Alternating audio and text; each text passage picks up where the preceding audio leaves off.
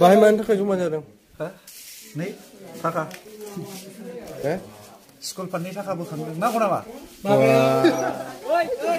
लागाय अमाया मासेयाव खय केजि जागोनलाय? खासि नामा बे? खासि नामा? मानैबो? मासेयाव 22,000 आसल अमाया ड्राइभारा नांसौ बै जोंनि खान्दा सार बैयो बुज'नि जों 73 केजि जानांगौ ने टटेल 75 केजि जानांगौ बियो लागाय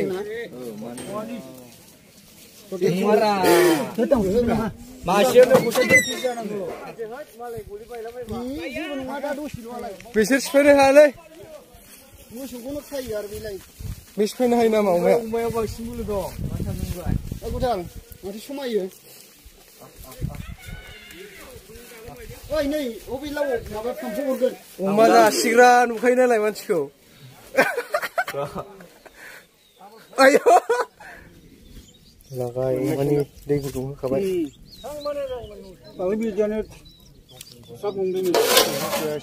दंबायबो नामा? ए मा खालामनो फैदों बाहायलाय?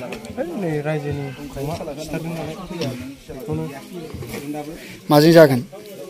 माबाजोंसो जागोन 1 केजियाथ' गोलैखागोन खोमा न'खरसेयाव ओमफ्राय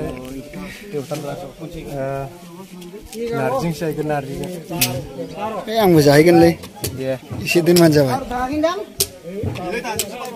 बा मा लांफैदों नोङो? अमासो लांनो फैदों आङो अमा माथो माबा थेरेना बायदि नुलै मानसिखौलाय खानायफ्रा एक्टर जानो हांबा थानाय नालाय नालाय नैबे बिथाङा दंगासिनो बेदर जमगासिनो नै प्लास्टिक लालायबावना आसोला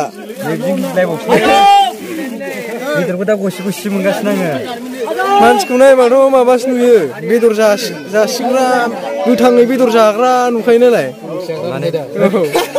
देग्लाय एसे बांसिन जाम्बा जादोंलै बे जावनायाव बेनो